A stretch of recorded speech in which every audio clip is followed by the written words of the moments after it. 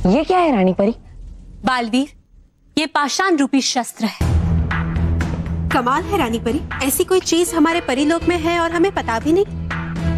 हाँ पाल परी, माँ परी की आज्ञा के अनुसार हमने और बाल परी ने इस पाषाण रूपी शस्त्र को गुप्त रखा था।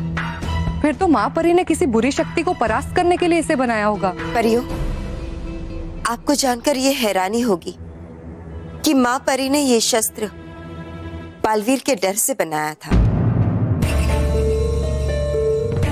बालवीर का डर? बाल परी, ये आप क्या कह रही हैं?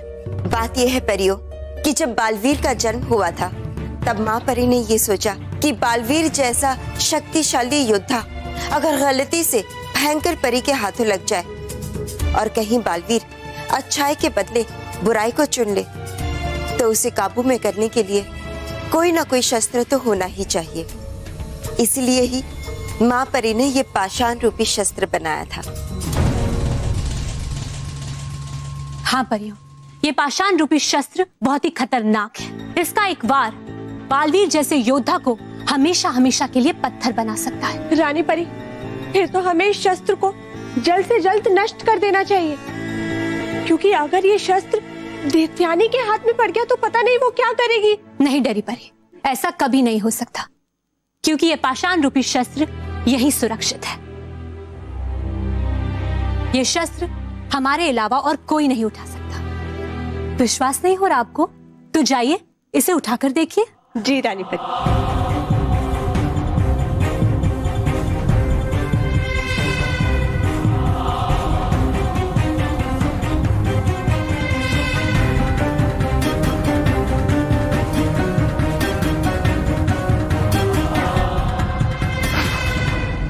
हमसे भी नहीं हो रहा रानी परी। जाइए बालवीर, अब आप भी इस शस्त्र को उठाकर देखिए। जी रानी परी।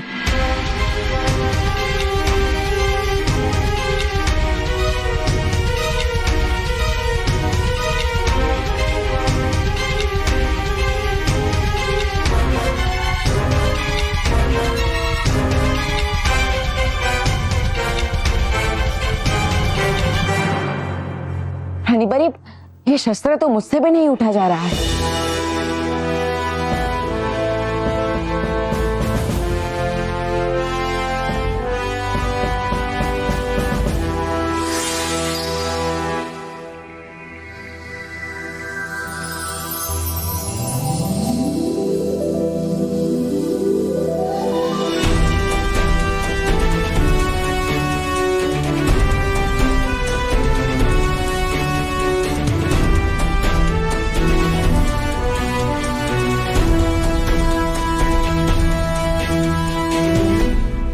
परी, यह शस्त्र तो यहाँ पर सुरक्षित है, लेकिन दैत्यानी के पास ऐसा ही एक शस्त्र है जिससे वो किसी को भी पत्थर बना सकती है।